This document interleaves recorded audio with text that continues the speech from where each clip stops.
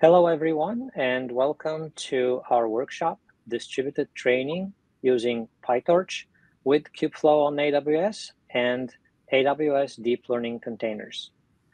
My name is Alex Jankolski. I'm a Principal Solutions Architect for Self-Managed Machine Learning at AWS. And my area of focus is orchestration of machine learning workloads on AWS using containers. And I'll let my colleague introduce himself as well. Hey everyone, this is Kawaljeet Kurmi. I'm working as Senior AI/ML Specialist Solutions Architect, and I'm with Amazon Web Services for almost 3 years now. And I specialize in containerized and machine learning applications. So let me take you guys through the agenda for today's workshop. So we'll start all the way from basics, discussing why we need distributed training and how it works. And then we'll look at the landscape of tools and services that AWS has to offer to support distributed training workloads. We'll then deep dive into Keyflow and build automated workflows, leveraging both Kubernetes and Amazon Stagemaker in a hybrid architecture. And along the way, we'll have a hands-on experience on installing Keyflow and running all the examples of distributed training as part of this workshop. So with that, let's get started and delve into the details. Now, let's start with some high-level understanding on what is distributed training and why it is needed. Now, today, if you see the data scientists and researchers who are building very complex deep neural networks using open source frameworks like Pytorch, MXNet, or TensorFlow, they have found that they get better accuracy if they train their models with significantly large amount of data set, especially in the use cases like computer vision and natural language processing. However, the challenge is that when your training data increases, it takes longer for your training to complete. And that means it takes longer for you to get to the training results. Now, that ultimately slows down your time to market because you'll have to wait for your training run to complete, look at the results, and then go back, tune your code or change your hyperparameters to kickstart the next run. So the entire experimentation loop kind of gets extended. Now, there are different ways you can go about speeding up your training. Really, the first one is that you can optimize your code. However, there is only so much that you can do with your code. So at the end of the day, you'll have to get more compute. And there are two different paradigms when it comes to getting more compute. One is to scale up your existing infrastructure. That means you replace your existing machines with more powerful machines, which have more CPUs, more GPUs, and more powerful infrastructure.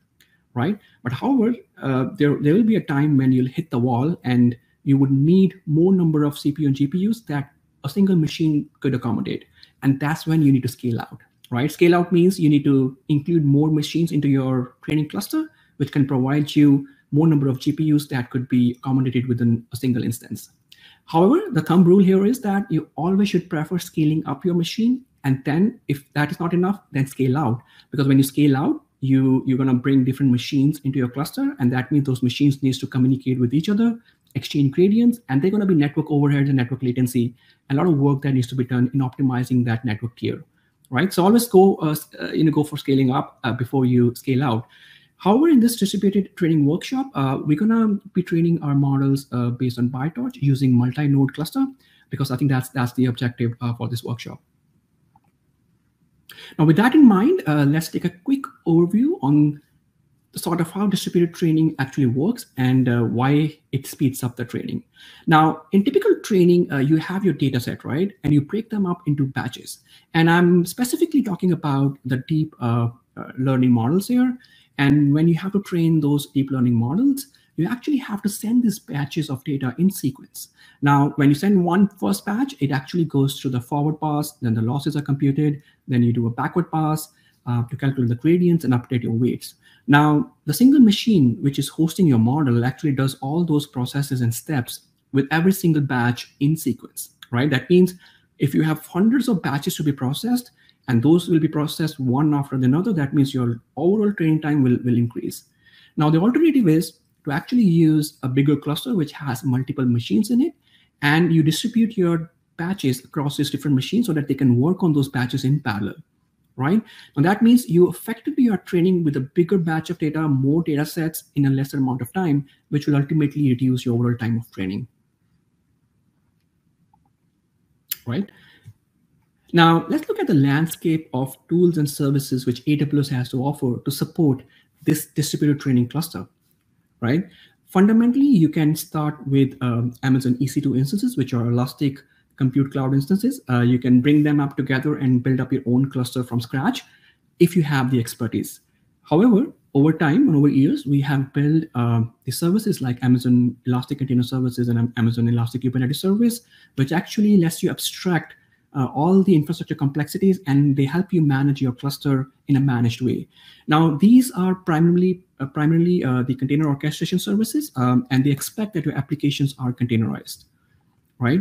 And to host those containers and to version them and to use them effectively, we have services like Amazon Elastic Container Registry, where you can push your containers, you can version them, and then you can pull them when needed, and then you can modify them, extend them, or run them on the shared clusters, which your Kubernetes cluster, like EKS service or ECS service, manages, right? And then, when you start entering into the machine learning domain, now there are capabilities that you need above and beyond the basic infrastructure capabilities. That's where Sagemaker comes in, right? Now, Amazon Sagemaker is a managed service, which is the most complete end-to-end machine learning platform, which addresses the requirements of every stage of machine learning workflow. Now, the best part here is that Sagemaker provides you with a training cluster, which is completely managed. You can use that cluster to run your distributed trainings. You can run your large-scale hyperparameter tuning jobs. And even it goes beyond just training a model. It can actually let you do a one-click deployment by writing a few lines of code, where you don't have to provision a load balancer. You don't have to worry about scaling your backend infrastructure. And overall experience is pretty amazing with Amazon Sagemaker. Now the objective here is that for the organizations who wants to really build up their machine learning platform on these open source technologies like Kubernetes, they can continue doing that, but at the same time, they can also leverage all the capabilities and innovations that Amazon Sagemaker service has to provide. So that way, you actually can get the best of both the worlds, and you can really address the requirements for your business use cases. Now, before we actually get into the demo and the lab for installing Keyflow, I just want to take a minute to introduce the basic concepts on container. Now, by definition, containers is a standard unit of software that packages up your dependencies and code together into a lightweight, scalable, portable packages, which runs consistently and reliably, no matter in which compute environment they are running. Now, think of your project where you are working with different machine learning libraries or frameworks, right? And those frameworks like TensorFlow, Pytorch, MXNet, they come with different versions of libraries and dependencies. And sometimes it gets really difficult to keep them in par or inconsistent with your fellow data scientist who is working on his own version of dependencies and libraries. However, if you package these libraries, dependencies, configurations code together into one single container image, you can actually run it reliably, and you can be rest assured that it will produce the same results no matter it is running in your machine, in your teammate's machine, or on any kind of cloud computing platform. Now, just want to mention here that AWS also provides its own deep learning container images, which includes optimized version of deep learning frameworks like PyTorch, MXNet, and the others that we have on the slide. And these are fully tested. They are fully optimized to run on Amazon Cloud Compute. They're optimized for storage, for I/O, and any kind of compute instance that you will include as part of your cluster, right? So these make it really easy to pull the required image from the ECR. We publish these images in our GitHub repository. You can actually pull them, you can extend them and add your own custom libraries to it, and then you can use them for prototyping and testing. So with that, I'll actually hand it over to Alex to talk about how we can build machine learning platforms on Kubernetes, how does the user experience looks like, and also let Alex really walk us through the steps to install the Keyflow and get access to the Keyflow dashboard. So Alex, please take it away. Thanks, Kanwal. So as Kanwal mentioned, we could use the deep learning containers to do machine learning and run distributed training jobs directly on Kubernetes. So in this slide, we show that Kubernetes gives us a way to describe a desired state using Kubernetes manifest, and then we can apply that manifest, and the orchestrator will schedule containers on the nodes available in the Kubernetes cluster and run a distributed job. However, to be able to do that, one needs to be familiar with writing Kubernetes YAML manifests and be familiar with the resources and structures that are required by Kubernetes. And typically, that is not very user-friendly, and data scientists are not experts on writing those Kubernetes manifests. When you run machine learning jobs directly on Kubernetes, you get no support for experiment tracking or workflow management. And overall, you have to be familiar with the low-level Kubernetes architecture and frameworks in order to be able to do things at that level. And this is what is solved by Kubeflow. Kubeflow is an end-to-end machine learning toolkit for Kubernetes that provides an integrated development environment that is self-served. It allows you to build pipelines and workflows and supports both distributed training and model serving. You could use the mainstream Kubeflow distribution, or you could also deploy the AWS customized distribution of Kubeflow, which provides all of the capabilities of the mainstream version and has the ability to integrate with managed services from AWS. Some of these managed services are displayed here on this diagram. In the workshop today, we will be using integration with Amazon EFS, and we'll be using deep learning containers from AWS. So with this, let's get hands-on and jump into the workshop. We're going to use two main URLs. For the workshop labs, we will use the first URL, which as a short link is bit.ly DTW Kubeflow event. And the workshop instructions are at just bit.ly DTW Kubeflow. So let me switch to my browser, and I'll type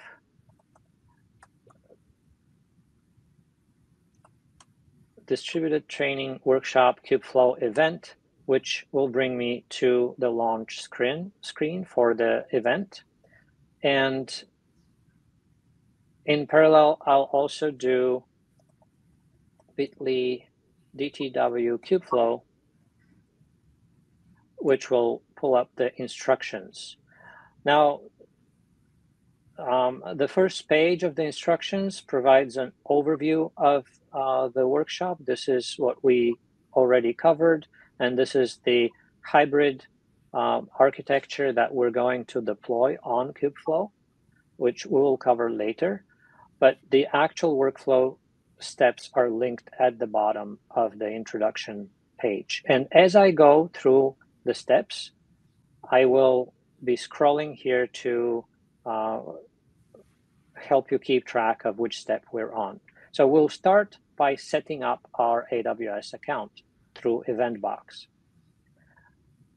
We'll click the launch button, and then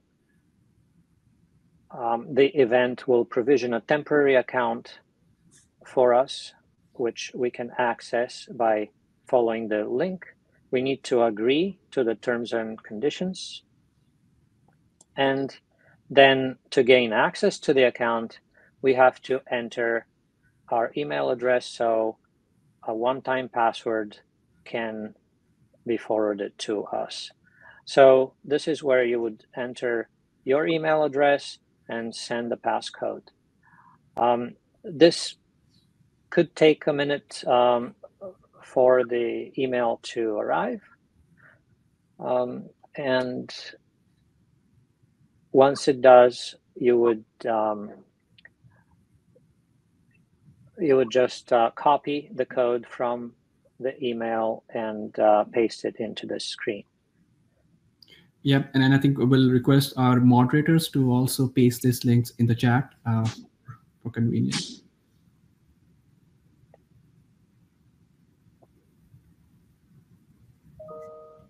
So my one-time passcode has arrived, and I am just going to paste it here and sign in to my temporary account. So you'll be presented with the team dashboard, and we'll need to access the AWS console from here. So we'll just click on the AWS console button and then open console to log in onto the AWS console as this temporary account. So this completes the account setup. And now I'm going to scroll to the next step. The second step is registering a Cloud9 environment. In the account, we have already pre-provisioned a Kubernetes cluster and an EC2 instance that we'll use to manage the entire workshop. On this EC2 instance, we have Cloud9 installed, and we just need to register this EC2 Cloud9 instance with the AWS console. And I'll walk through the steps on how to do that. So we will need two screens from here. If you don't have the links over here for EC2 and Cloud9, you can just type EC2 and then it will appear here. I'll open EC2 and Cloud9 in separate tabs. So on the EC2 dashboard, you will see that we have some running instances, 7 of them.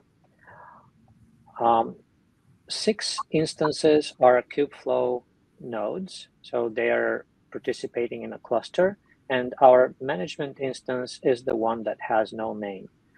Click on it to display its details, and we'll need its public IP address, which you can copy from right here below. So I will copy this because I will need this for the Cloud9 registration. And then go to my Cloud9 screen in the console and click Create Environment. We'll name this environment Management Instance. The name is really not important. And click on Next Step. So Cloud9 is basically an IDE in the cloud that you can provision for yourself. But it not only allows you to provision new instances, you can also connect to existing instances. And that's what we're going to do here by clicking the Create and Run in Remote Server. The username for the login will be EC2 user. And for the host, we will paste the IP address that we copied from the EC2 console.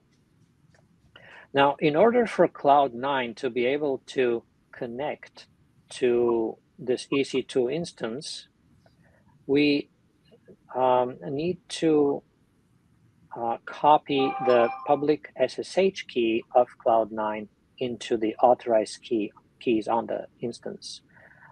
So we'll do that by clicking this Copy Key to Clipboard button. And now this public SSH key is in our clipboard. And we will connect to the instance through the session manager link provided in the EC2 console. So once your instance is selected, we'll click Connect, and then on the Session Manager tab, we'll click Connect one more time. This will open up a shell screen into the instance, and we will execute two commands. The first one is sudo su ec2 user. This is so that we can assume the identity of ec2 user. Then we'll just type cd to switch to that user's home directory, and then we will edit the authorized keys file. I will use vi, and for people who are not familiar with vi, I will spell out the commands that I'm typing. So vi.ssh is the folder where the file is in, /authorized keys. This will open the file, and we'll see that there are no authorized keys in this file. I will press the I button on the keyboard to enter into insert mode, and then paste with Command V the key that is in my clipboard. To save and quit this file, I'll press Escape, WQ. And now the public key is authorized, and we can go back to the Create Environment screen in Cloud9 and click Next Step. The Cloud9 console will connect to the instance, and then once we click Create Environment, it will be able to pull up the Cloud9 IDE that is already running on this instance. If you get any errors, you can just disregard, and we are done with setting up our Cloud9 environment, which we will use for the remainder of the workshop to complete the next steps.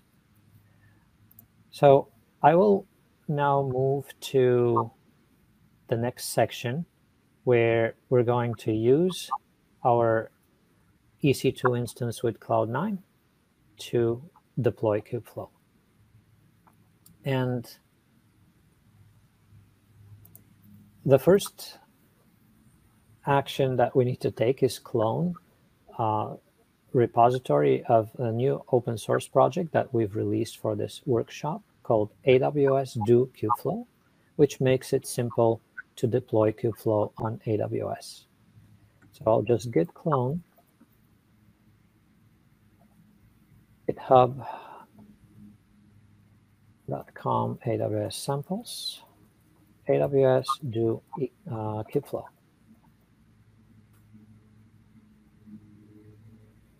cd into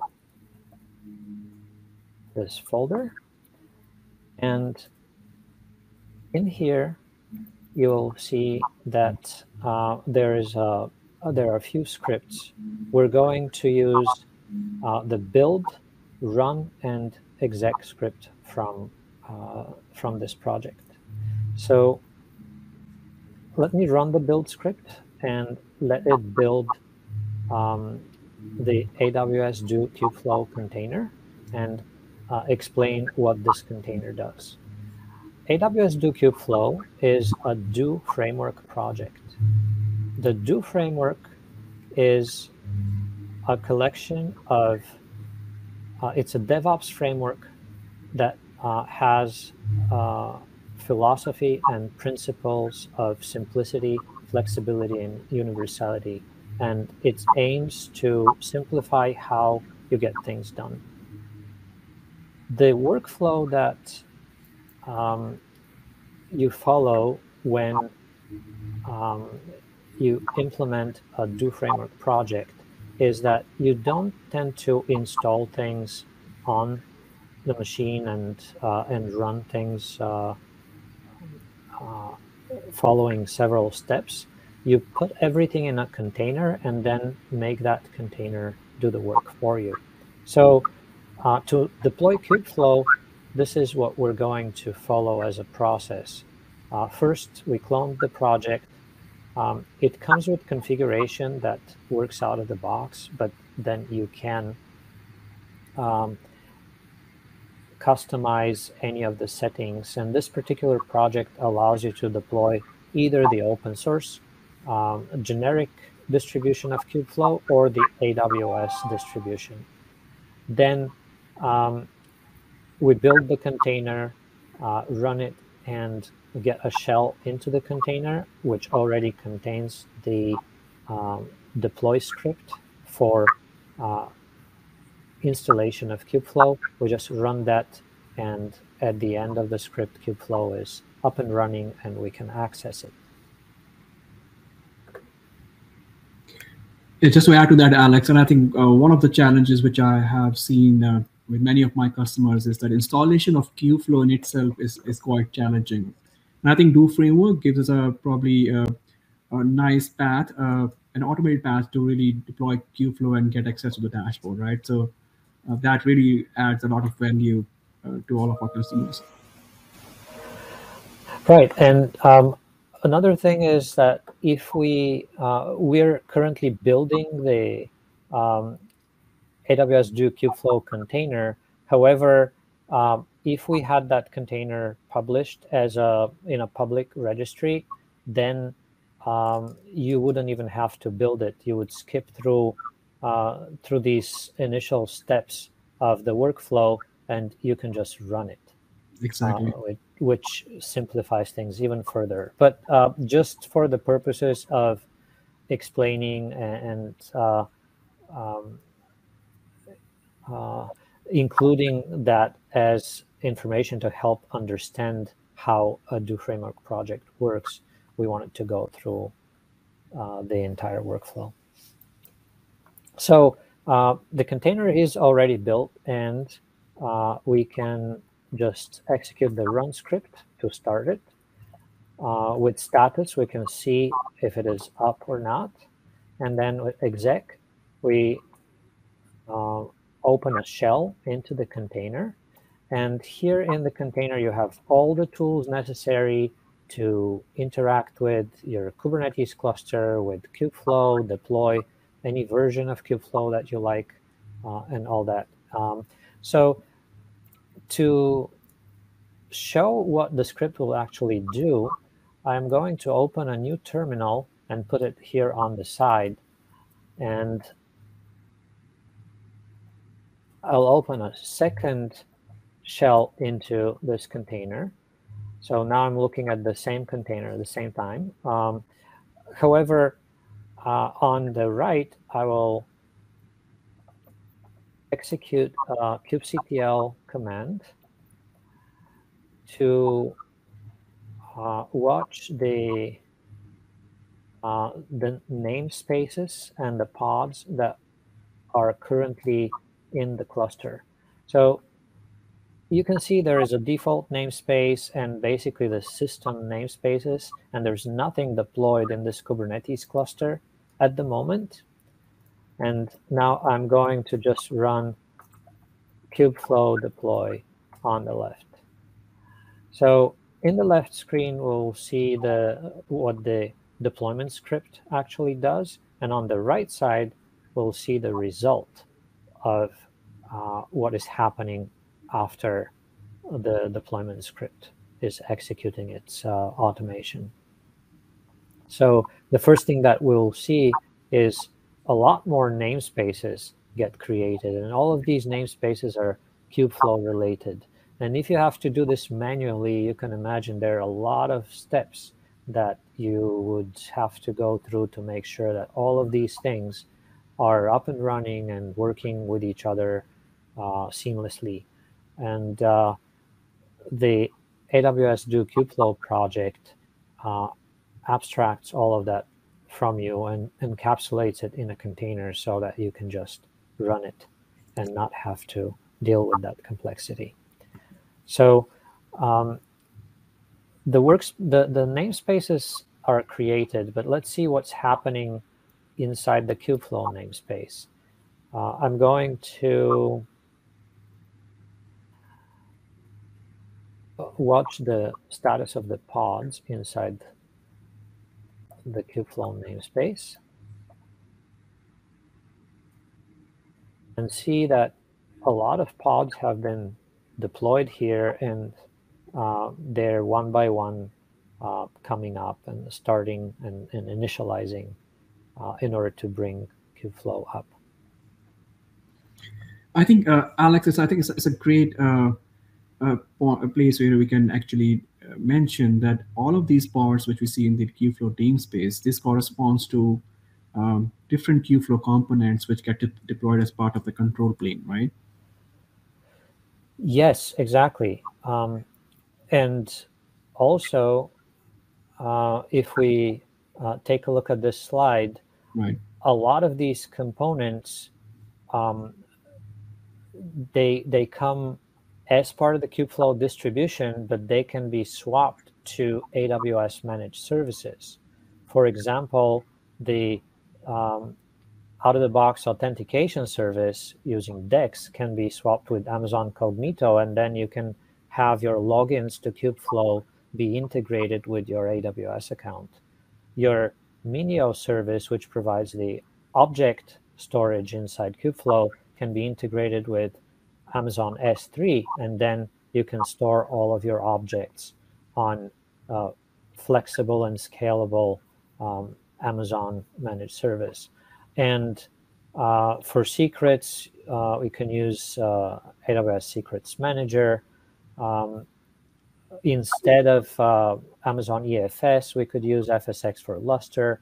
And in place of MySQL, which stores the metadata inside Kubeflow, we could substitute that with Amazon RDS. And all of these are deployment manifests that are provided by AWS and open source and available for use. Right, and just to add to that, I think these control plane components which comes with Kubeflow, they're pretty heavyweight components, right? They take up a lot of resources on your Kubernetes cluster. And if you replace them with the AWS managed services, that means you are making your cluster light. And it also makes it very easy to switch over to a new cluster or upgrade your existing Kubeflow environments. Right. And so now our deployment is finished. And as we can see, all of the pods are up and running. But just because you have deployed something to a Kubernetes cluster doesn't mean that you have access to it. There is an extra step to expose that deployment to the outside world. And we're going to do that securely through our Cloud9 IDE environment. And for that, we have a script called Kubeflow Xpose. So I'm just going to run Kubeflow Xpose here in my right window, and this will port forward the Istio Ingress gateway into my Cloud9 environment here. And after that, I will just click preview running application, and the Kubeflow dashboard, the login screen, will appear here as a tab. And just so we don't lose track, I am going to scroll. We have completed the deployment of Kubeflow, and now we're on section 4, where we're logging into the Kubeflow dashboard. So all of this is described here. If you want to use this in a bigger screen, there is a button in the upper right-hand corner of the tab, which opens this into a completely new browser window. So you can have the login screen and the dashboard in a big window. I recommend to do that because we'll be doing a lot in the screen. We'll use the standard login user at example.com, and the password is 12341234. This comes out of the box. It's just the default credentials when you get Kubeflow up and running for the first time using DEX. And now we have logged into the Kubeflow dashboard. Please make sure that the namespace Kubeflow user example com is selected up here, and that it appears here. This indicates that your Kubeflow dashboard is working properly and your Kubeflow deployment is successful. And with this, I will pass the screen back to Canwell so he can walk us through the Kubeflow dashboard and the next steps in our workshop. Thanks, Alex. Now we have the Keyflow dashboard up and running, right? So let's run our first example of submitting distributed training on using Keyflow on Kubernetes stack. And if you see my screen, this is the technology stack of Keyflow. And Keyflow training basically is a group of Kubernetes operators. Now, these operators add support for distributed training of machine learning models using different frameworks. So if you see on the screen, if you're working on frameworks like TensorFlow, there are operators like TensorFlow operators. If you're working on Pytorch, you can use Pytorch operators. And there are operators for other distributed frameworks as well. Now, when it comes to Pytorch framework, these operators actually require a custom resource of type Pytorch Job, which is basically a Kubernetes custom resource, which allows you to run distributed training on the Kubernetes stack.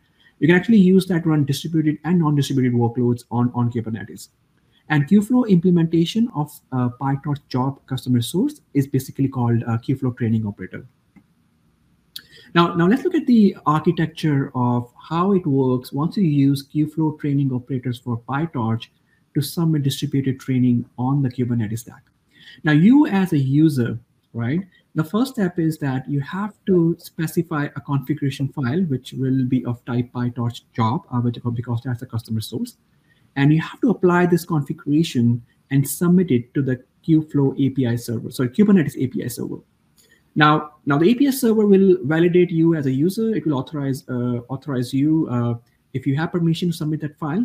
And once you pass this authorization check, it will actually go ahead and save that file to the etcd database. And it will acknowledge the user that the particular resource has been successfully saved. And at the same time, it will notify the Keyflow training operator. Now, this operator is running in one of your Kubernetes worker nodes.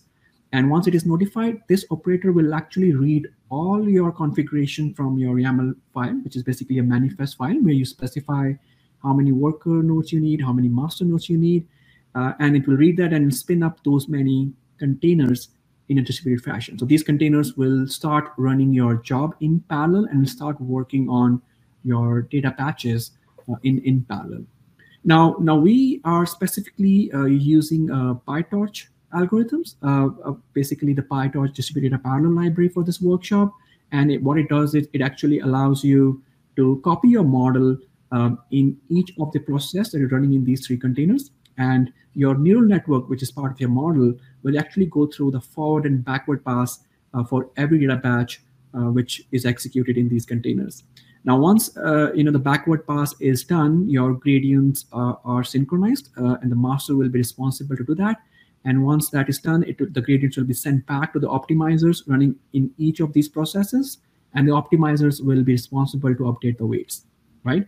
One other thing to mention here is that we are using Elastic file system, Amazon Elastic file system, which is also called EFS, and it will be mounted on each of these containers so that once you're done with your data processing or feature engineering, you just have to copy your training data set at one location here. And then every single process that is running your training, it will actually work on the data set which is in your EFS. So you don't have to really copy it all over again to your processes in every container. It will pick it up from one central location. Even your code could be kept here so that you can actually execute that code in these containers.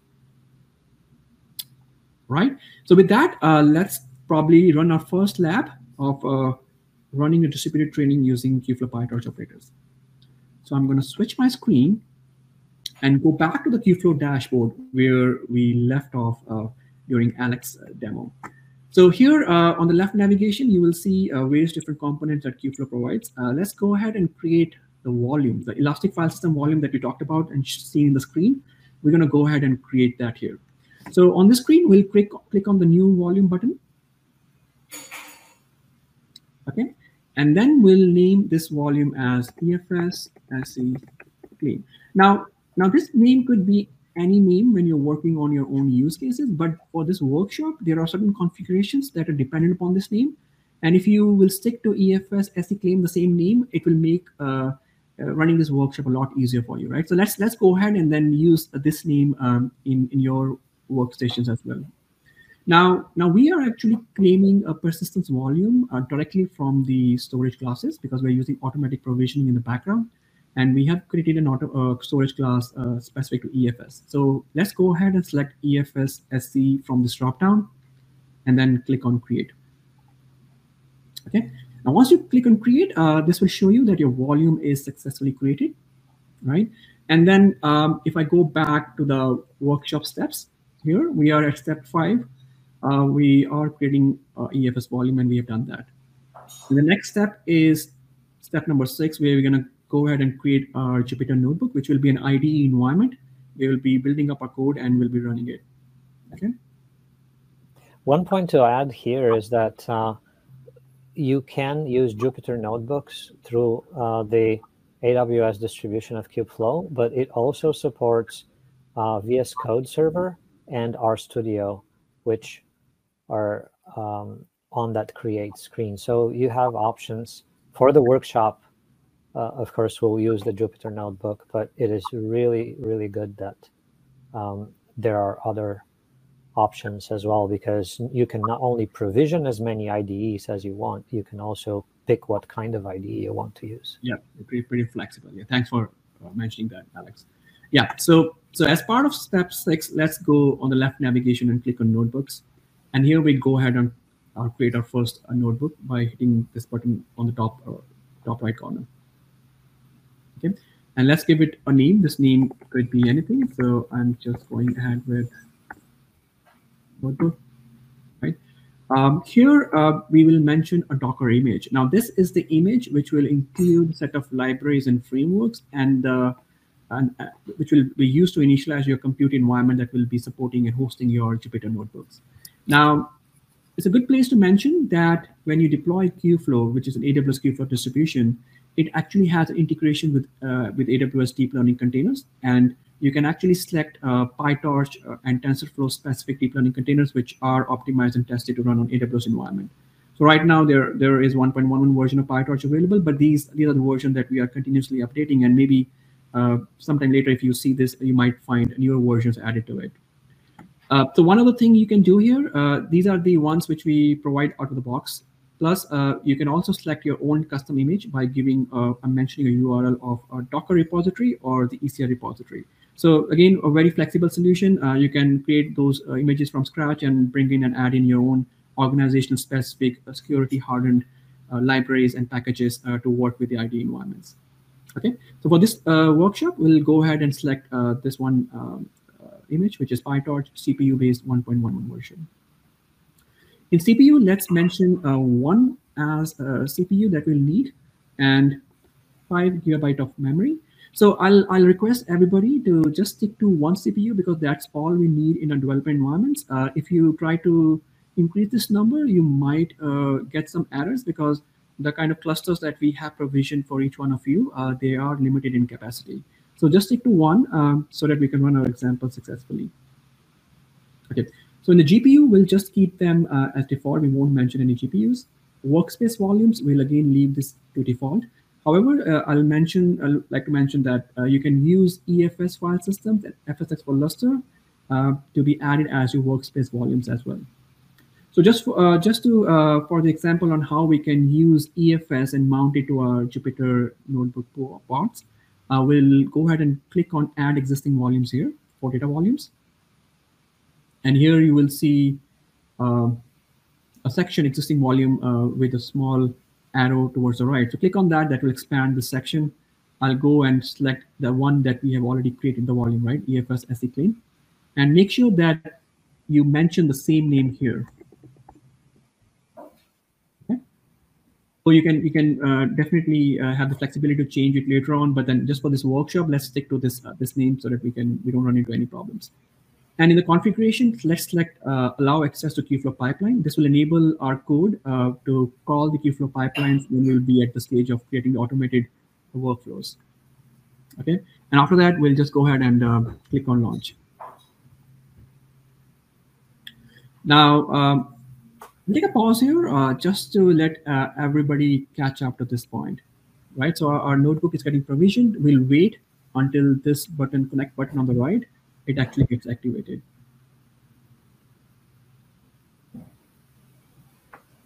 But again, just to mention on the left hand side, there are a lot of different components comes with the Keyflow. You can actually track your experiments. You can run automated workflows and pipelines. You can actually use a Katib environment, which is one of the components in Keyflow, which allows you to run hyperparameter tuning jobs as well. Okay, now our environment is active. So I'll click on connect to connect to our IDE environment. Now in this case, this will be a Jupyter lab environment. And it takes a couple of seconds before it actually brings it up. And for anybody who might have worked in Jupyter lab environments before, this screen might be very familiar to you. On the left-hand side, this is a place where you will browse through your code. And in the center, you can spin up your new notebooks using Python 3 kernels, and you can even activate your terminals to really work on bash shells. So with that, I'll actually go ahead and clone a repository. So this repository is something that you can copy from the workshop steps, and our moderators will paste that in the chat as well. And it's the same repository that we used when we deployed Kubeflow. Exactly. So here, this is the folder that was created. And just to mention, when you will log into the Jupyter Lab environment, you will already see this folder, EFS SC claim automatically created. Now, this is the folder, which is basically is the EFS volume that is mounted on your Jupyter notebook. Any content that you will copy in here, if you mount the same volume to any other pod, that pod will be able to see that data. Okay, so right now it's empty, but we will copy a data set and code into this particular shared folder.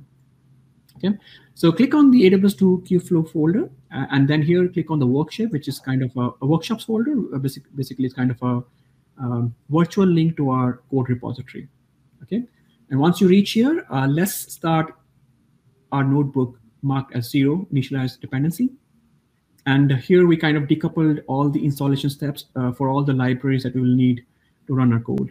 Okay, so we go ahead and either hit Shift Enter to run this particular cell, or you can just go ahead and click on this button to run it. And there are multiple ways you can run every cell, right? You can go to Run menu also, and you can run the selected cell from there. Now this particular step is installing our Keyflow pipeline libraries, Sagemaker libraries, Kubernetes, and Keyflow training. And while this step, okay, so we already are finished with the installation step. Okay, once the installation is completed, we'll go ahead and move over to the next notebook, which is Submit Pytorch distributed on Kubernetes, marked as index 1. So I'll take a pause here just to let everybody catch up with me.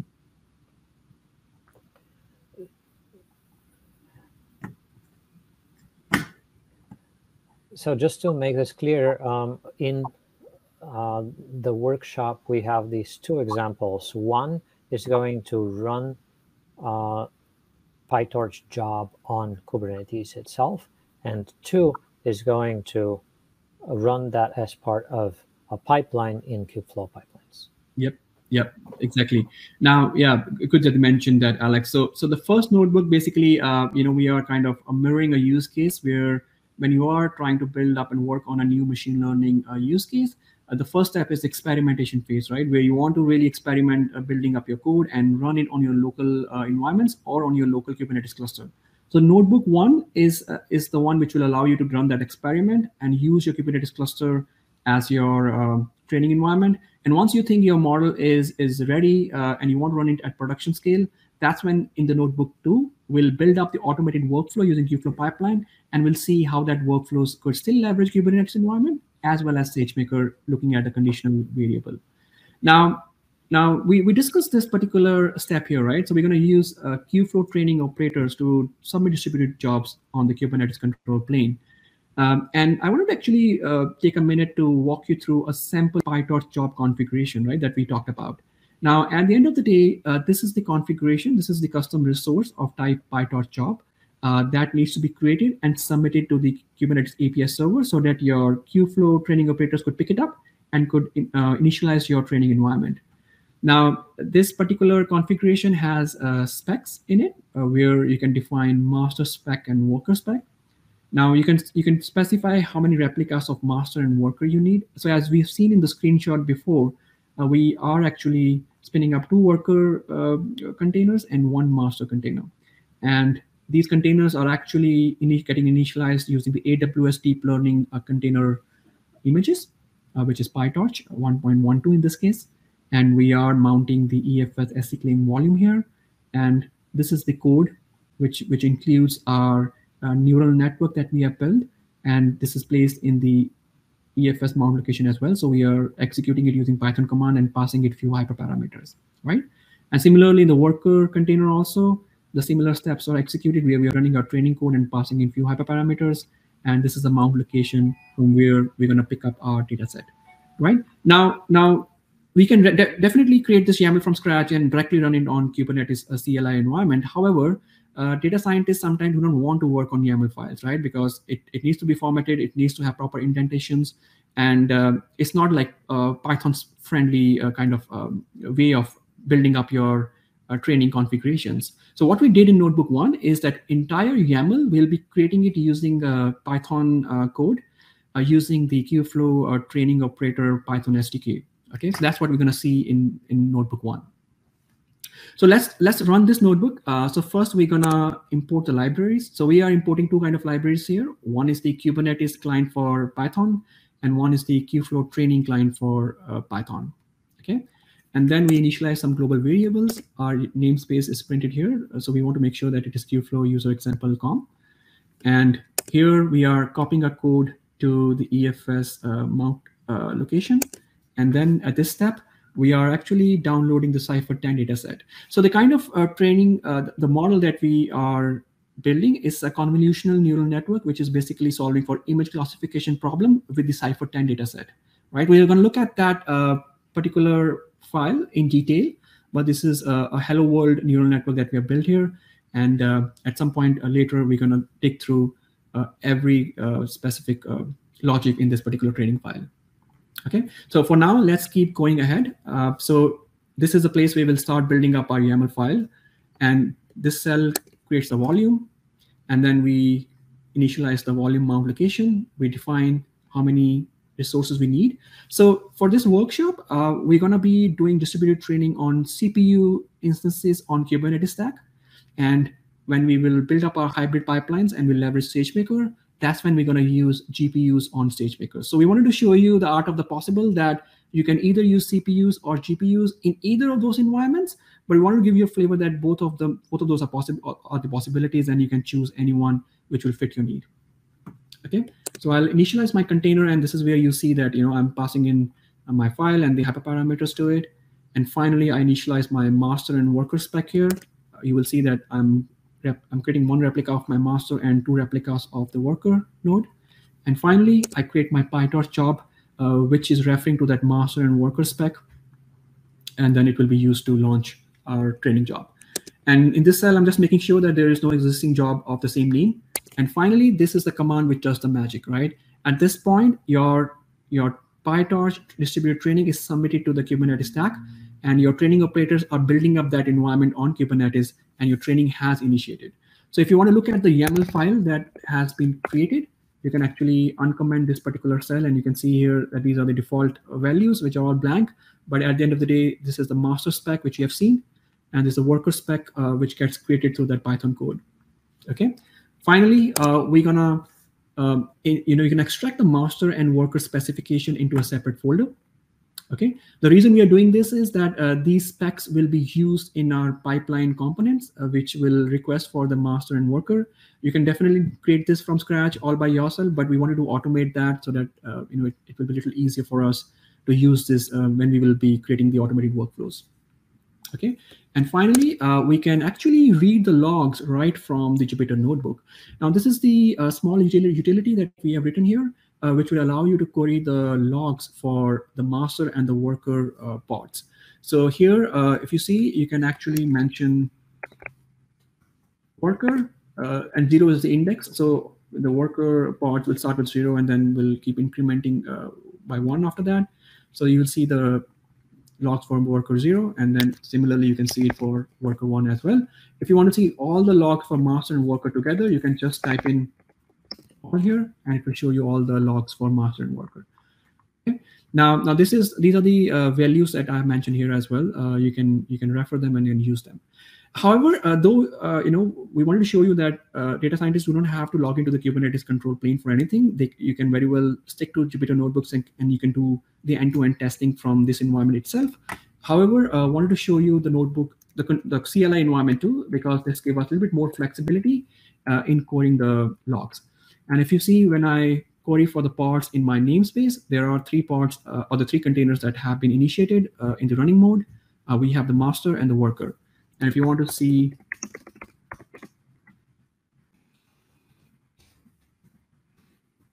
the logs for the master, let's copy this one here. I'm going to see it in this namespace. So you see that your logs will keep appending and you can monitor them here. And just to show you the distributed training parameters, so we have a world size as 3. World size means that there are 3 different processes that have been initiated in parallel, which is working on the batches of data together. And because there are 3 processes which are currently running in 3 different containers, we have split our data set into the batch of 3, right? So 1/3 of the data set will be processed by each of the containers. So 33% of your data set will be processed by every container. Okay. Now you will see here that the loss in the forward pass, and after the forward pass is completed, is actually getting calculated here. And with every epoch, that loss is actually decreasing. Okay, so it starts with 2.30, and then finally it goes to 1.7. And we are calculating accuracy as well after every epoch, and you'll see the accuracy is increasing too. Now, I just want to mention here that this is a kind of a hello world example, and we are just trying to demonstrate the ways you can actually make your training environment run and track the training runs. Once your environments are set up, that's when we'll go back and we'll optimize our code, right? So just for the demonstration that it is actually working, and your loss is decreasing and accuracy is increasing. But yeah, we can always fine-tune it later on once this environment's are ready. Okay, so with that, actually you can we go back. We can click on this cell. This will show us true. Our job is succeeded, and all the the commands that we have used to monitor the logs, those commands are typed in here as well. Okay. So this concludes our first demo, where we have used Keyflow training operators to submit distributed jobs on Kubernetes stack. So with that, Alex, do you want to talk about Keyflow pipelines before we move over to our next example, where we're going to build up those pipelines using Python code? Yes, Kanwal. So let me show a couple of slides here and talk about Keyflow pipelines. The Keyflow pipelines is the component of Kubeflow which lets you orchestrate multi-step ML workflows. It has a UI that lets you visualize your pipeline jobs as they run, as well as track your experiments. And it comes with a software development kit, which allows you to interact with your experiments and pipelines programmatically, which we'll see later in the demo. The way you build Kubeflow pipelines programmatically is by building pipeline steps. And each pipeline step is defined by a component. Components are basically functions that get encapsulated in a container, and that they get defined and deployed as steps into the pipeline. And I will let Kanwal dive into the code to show you how this is actually done from the second example. Yeah, thanks, Alex. Maybe I'll use one or two slides just to show the steps which goes behind creating any pipeline, right? So if you see here in this diagram, so we start with our training code, right, which is my app code Python file. So once you are done building up your training scripts, you actually have to containerize it and build Docker containers out of it. Once you have those containers ready, you actually use Keyflow decorator functions, which will convert those containers into the pipeline component. And once you have built up those components, you'll actually create your pipeline, bringing in all those components together and defining your workflow. And finally, you have to compile that pipeline from your Python function into a YAML file, which the underlying execution engine, which is Argo in this case, will be able to pick it up and execute. Right, and here's a sample code. So creating a pipeline is very straightforward. We can create them very well from by defining a Python function. Here, in this case, we are defining that there's a Python function sample train pipeline. We just have to decorate it with Keyflow pipeline Python SDK. This is a decorator which provides dsl.pipeline. And once you do this, provide this decorator, every single component or step that you will mention in this pipeline, which actually be picked up and converted into a workflow, which we see on the left-hand side, right? The only thing that we have to do before executing and converting into this workflow is that we need to compile this particular Python function into a YAML file, which will happen in the background. And that YAML file will actually be read by the Argo underlying engine to convert it into a visual workflow. Okay. One other thing which I want to mention is that these pipeline components are basically the YAML specification, right, which the Kubeflow community has described in detail in the documentation. So in that specification, you ideally have to mention your container, which will actually run the code for that particular step, any inputs and outputs that are coming in and going out of your container, and the metadata for those containers. And these specifications actually allow you to standardize those components, and you can build up those specifications and components all by yourself, or you can leverage those components from any one of our partners. And we provide you with one of similar components, which we call Amazon Sagemaker component. And that component allows you to submit your training jobs right from your pipeline over to Sagemaker service. Only thing that you have to do is pass in the input parameters to that particular component, and that component will, in the background, be calling the Sagemaker APIs depending upon the parameters that you will pass. Right. So with that, let's probably switch screens here and look at the demo too.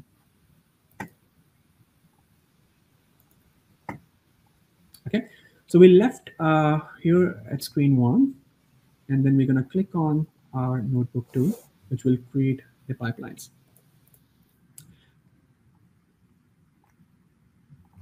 Now, just as a refresher, for the people who haven't worked on Sagemaker or who have recently worked on Sagemaker, just to understand how Sagemaker actually executes the training. So as a data scientist, the way Sagemaker works is that you call a Sagemaker API and you submit that API to Sagemaker control plane. And in that API, you actually mention what kind of training cluster you need to run your job. You specify the framework that you're working on, number of instance types that you need, and the compute power, right? And Sagemaker will, in the background, will spin up that training cluster. Now, this isn't a ephemeral cluster. This cluster will be activated while the training will happen. And once the training will complete, this cluster will terminate. So Sagemaker will spin up the number of EC2 machines with the number of GPUs that you will specify in the API. And this cluster will pull in the training data set from any of these data sources. And we support Amazon S3, Amazon EFS, and FSx for Lustre. And the training code, basically, which is in form of container image, will be pulled in from Amazon Elastic Container Registry Service, which will be used to initialize your container. And then your training will start on this data set. Okay. Now, once the training completes, the generated artifact, which is a model artifact, that will be copied to an S3 location that you will specify in your APIs as well. And your logs and metrics will be shipped to Amazon CloudWatch. So you can always go back in time, or even during your training run, you can go and look at the parameters, your system metrics, your any kind of loggings that you have in your script, right? And then this environment is fully managed. You really don't have to worry about creating this or terminating this. Sagemaker will do that for you, and this will be only billed to you for the time the training run is executing. So really, a completely managed service, and then it takes away a lot of overhead, which you otherwise will have to go through to create, manage, configure these clusters by yourself. Okay, now provided we have understood how SageMaker works, right? So it has its own advantages, right? So maybe the kind of use case where, I come back and say, okay, fine, I want to run my training runs on Kubernetes environment in the experimentation phase because I just need 1 or 2 GPUs and my Kubernetes cluster has those. But now once I'm ready to run my models at the production scale, that's when I need 100 GPUs. And my Kubernetes cluster doesn't have it. You probably will have to go back and reserve that capacity or ensure that your cluster might scale up and provision those 100 GPUs, and then you'll have to ensure that it scales back down. So there are a lot of things that you'll have to do. Or you can otherwise say that, okay, fine, for 100 GPUs, let me submit this training run to Sagemaker, and let Sagemaker spin up that infrastructure for me and run that training cluster, training job on its own cluster, and give me the model artifact, right? So that's what the use case is here, and then that's where it makes it a hybrid architecture, right? Based on a conditional statement, you can either submit your job in the experimentation phase to your EKS, which we have seen in the previous example, or you can use Sagemaker in your pipeline to submit it on Sagemaker specific VPC. Okay, now let's get started. So we will first import all the libraries that we will need in our example. We initialize all the global variables that we need, right? And then we just do some boilerplate code. We assign a role to Sagemaker so that it can have access to talk to the S3 service. We specify the region, which is US West 2 in our case. And we need to initialize Sagemaker session, which is needed to execute Sagemaker specific APIs. Okay. And finally, we download our data set. Now, the good thing to mention here is that because we are using the same EFS volume to mount on our Sagemaker training cluster as well as Kubernetes training cluster, we really don't need to download the dataset all over again. That dataset is already there, and we're going to use the same dataset to train our models on Sagemaker and Kubernetes as part of a pipeline. Okay, and finally, we initialize the Sagemaker parameters, which are required by Sagemaker component. So we need the persistent volume claim that we have created, EFS file system ID. We need the Boto3 client to get the security group ID, which Sagemaker will use to run its cluster and to have the different compute instances talk to each other. And this is a place where we are loading the component. This is a place where we're loading the Sagemaker built-in components, and AWS service teams actually own this, and they continuously keep them updated and upgraded so that it matches with the Sagemaker APIs. So we are downloading components for hyperparameter optimization, model training, deployments, though we're going to use only the training, but we just kept the other ones here just for reference. Okay, and finally, we have to push our code, which is just a training script to S3 because Sagemaker requires that in S3. And then we initialize our Pytorch operator components as well. Now, these Pytorch operator components will basically use the Pytorch operator APIs that we have seen in the first example, and it needs the master and worker spec. And if you remember, there was one point where we created those files automatically, and we are just reading those files here so that we can inject that into our component. So this is the place where we are going to load our Pytorch job component. Maybe we can just go ahead and see how that component looks like. Okay. So these components are basically, as we discussed, our YAML specification, where we specify the inputs and we specify a container. Right. This is a container which will actually be running as part of that pipeline step. And these are the parameters that you will specify, which will define how that container should behave and should run. Okay, and then there could be some output statements as well. Okay, now with that, we load the Pytorch operators here.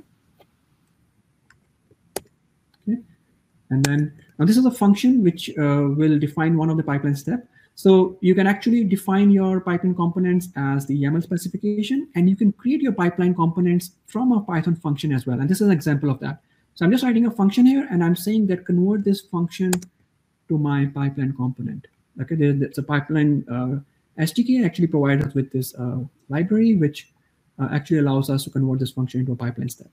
Okay, now we come to the interesting part where we are actually creating a pipeline. So if you remember in the slide, this is the Python function that will have a decorator defined here on top, which is the DSL.pipeline, which will make this an actual executable pipeline. And here on top, we are initializing a variable which will define the kind of training run, which we can uniquely identify on Kubernetes and Stagemaker. And this is a place where we are actually controlling what part of a pipeline should run, right? So here I'm saying that I want to run my pipeline natively on Kubernetes, but if I specify Stagemaker, that pipeline will automatically submit the training run on Stagemaker service. And these are 3 steps here in a pipeline. So we have kept our pipeline very simple, just so that we can all catch up and understand that in and out, and rather than making it too complex and adding in too many steps to it. So there are 3 easy steps here. One is the conditional step, which will read the runtime variable. And based on that step, we will either execute our Pytorch operator component or a Sagemaker operator component. Okay, and each of these components are expecting some variables which we are initiating, based on the values that we have created in the past cells. Okay, and here if you see, we are actually using 2 instance types of type p3.2x large. This is the the naming notation of our EC2 instances. P3 is the class of EC2 instance, which are GPU based, and 2x large is the size of that instance. Okay. Now one thing to mention here, our moderators are actually checking in case they find out that there is not enough capacity for these particular instances. They might give you a different instance. So if they do that, make sure you change that instance type here at this point. Okay. And finally, we define these 3 steps, and then we'll have to compile it. Okay. So let me make sure I do that. So I'll compile it. This will actually execute and convert. We'll create a YAML file here. See. So this is a YAML file that's created of kind workflow. This is something that is Argo specific. And then we will execute the pipeline through a Keyflow pipeline client, which is provided by the SDK. Okay, and then run pipeline will actually run it on the Keyflow pipeline. And you can look at the run details by clicking on this link.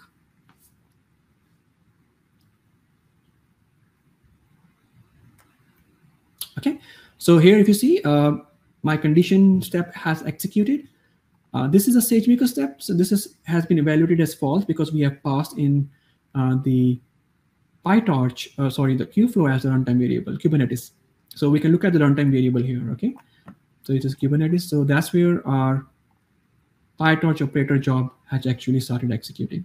And again, as we did in the first step, you can actually look at the pipeline part that will be initiated in your namespace. So if you see here, there are 3 containers that are executed, 2 worker and 1 master on your Kubernetes stack. Now, while this step is running, we'll go back to our notebook. We can actually initialize our variable to Sagemaker. We will run the cell again, we'll compile it again, and we'll run this pipeline execution one more time. Okay.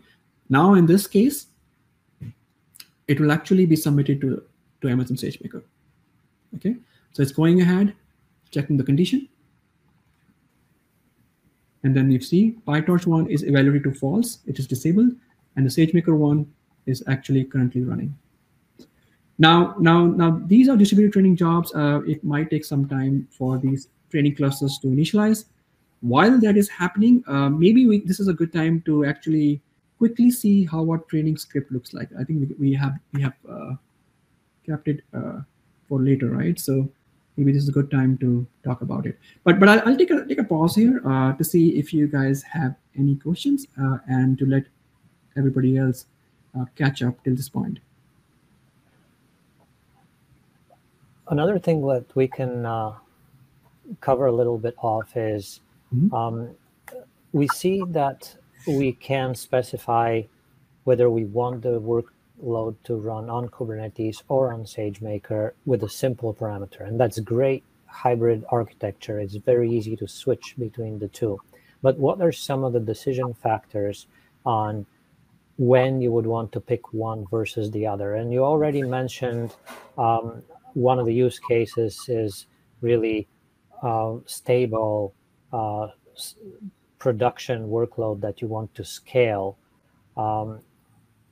What are some of the consideration that would steer you in the other directions?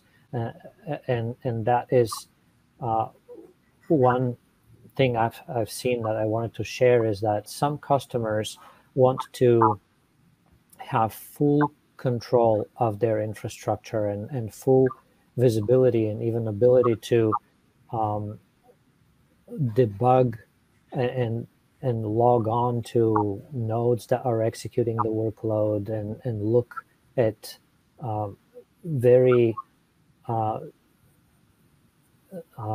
look into details of how things are running and executing, and that is why they kind of they prefer to own completely the infrastructure that they're running on. And this is something that you have to give up when you're using fully managed services, because that infrastructure is taken care of for you. But in that case, you also don't have to do anything to manage that. So it really is a choice. In certain cases, it is better to go one way, and in other cases, it's better to go the other. And I think having the option to switch between the two seamlessly has a lot of value that could be utilized by many of the workloads that we've seen. Yep. No, I think you said it very well, Alex. And I think I think that the decision criteria could be like, if you want flexibility, control, portability, choose your Kubernetes stack. But if you need a kind of a managed environment, which is easier to use and to scale without any kind of operational and management overheads, then you can use Sagemaker to get that burst capacity and that number of resources at scale.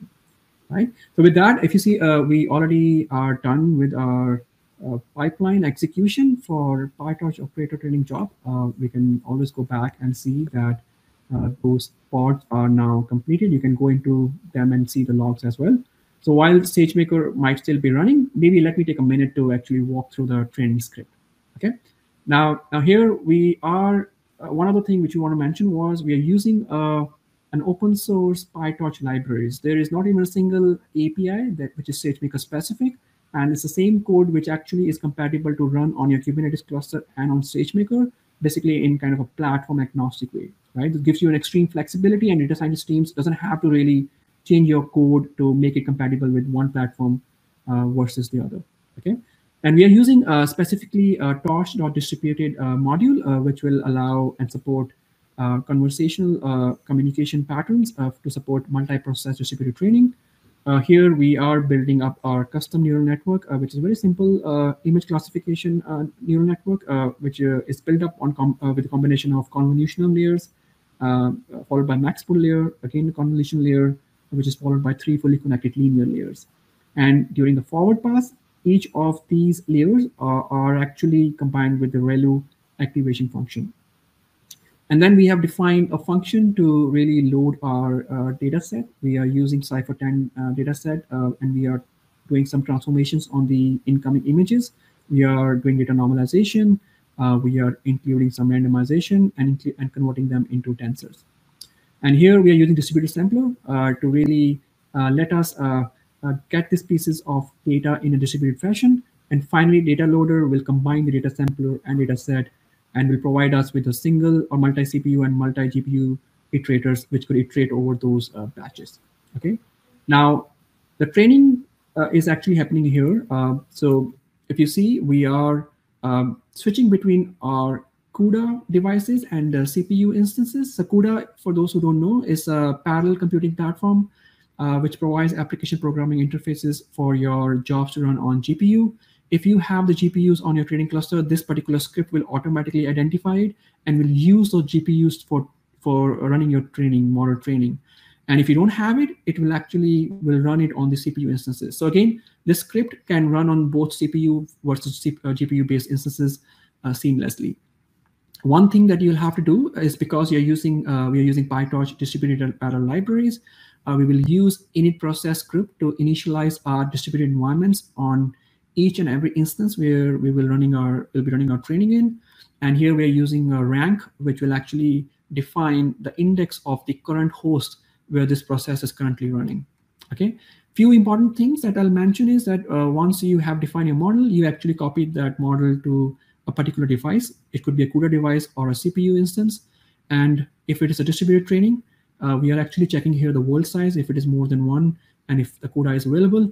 Then we're going to wrap up our model with the distributed data parallel libraries, which will ensure that our model is copied to every single process and that the data set is split at the batch dimension and being sent to each of those processes running in our distributed training cluster. Okay. Then we use cross entropy loss. We use stochastic gradient descent optimizer.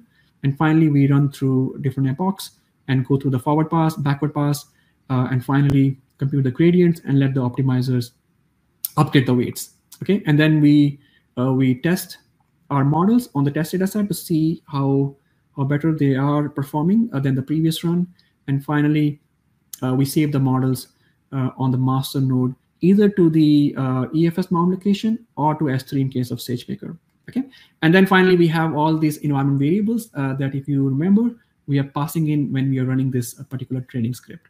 Okay, so with that, maybe let us go back and see whether our pipeline has been executed. So Pytorch 1 is executed, and Sagemaker is still working. So maybe it might take a couple more minutes for a Sagemaker to complete its training run.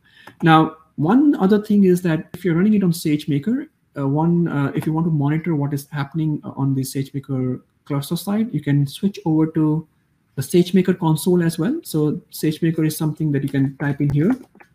This will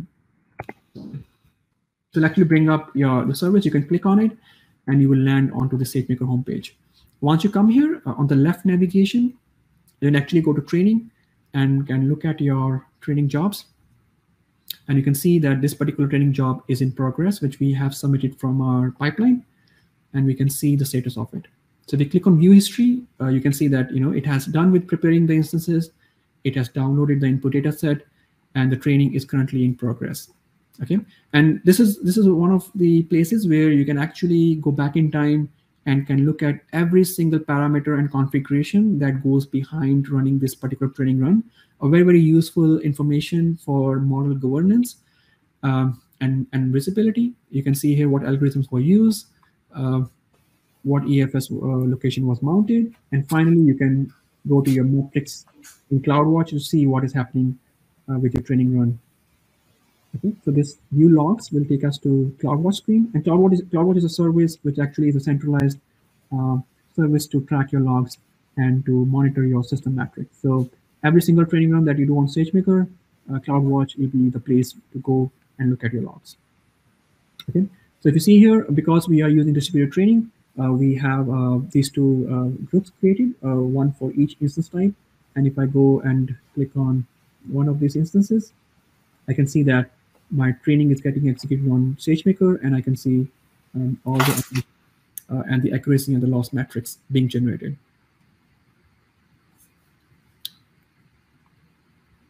Right, and then along with these logs, there is some other system metrics that you can track as well, which will be your algorithm metrics, your instance metrics, and search logs. And one quick question here. Now, on Kubernetes, we trained on CPUs, and on Sagemaker, we're training on GPUs. But in the Kubernetes environment, we had 3 machines. In Sagemaker, we have 2 machines. How does that reflect on how much data each machine has to process?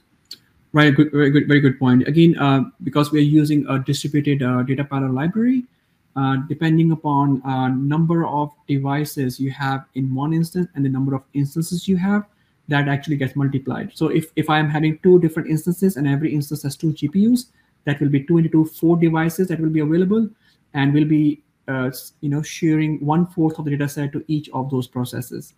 In this case, in P3 2x large instance, there is only 1 GPU. So and we are using 2 instance types. So that means half of the data set is being sent to each instance and is being processed in parallel. Okay, so that's why in the logs we saw that there are 5,000 iterations per epoch. Yeah, so 50,000 are total number of images, and every instance is processing 25,000 images. Okay, that's divided by 2. Right, yep. And if you see here, our Sagemaker training run has finished as well. So that actually will actually conclude our second lab as well, where both these training runs have been successfully executed. So Alex, do you want to go ahead and wrap it up? Great. Yes, this is a great demonstration. Let's summarize what we saw in this workshop. First, the things that we want our audience to remember is that Kubeflow provides an end-to-end ML platform and machine learning capabilities on top of Kubernetes.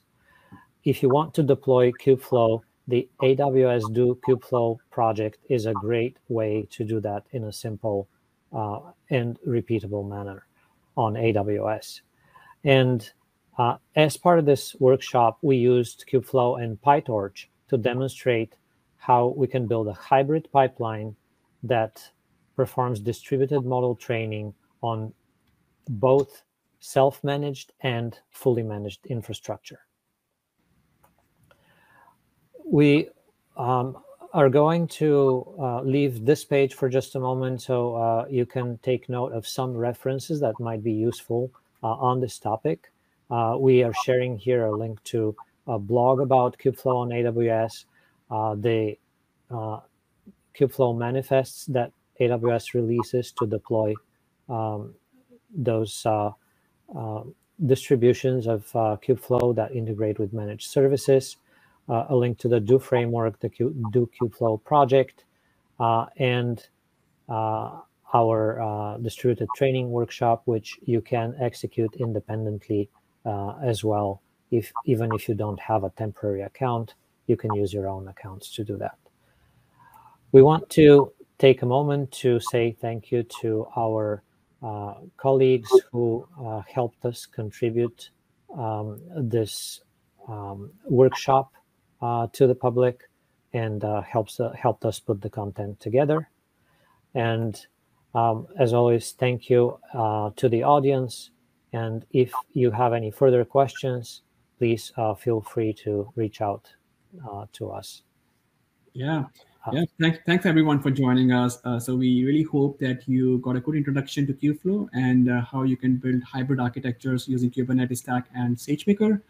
Please feel free to reach out to us through LinkedIn, through Amazon email forums, and please share your feedback through the service so we can continuously can deliver these workshops with even more exciting contents. Thank you.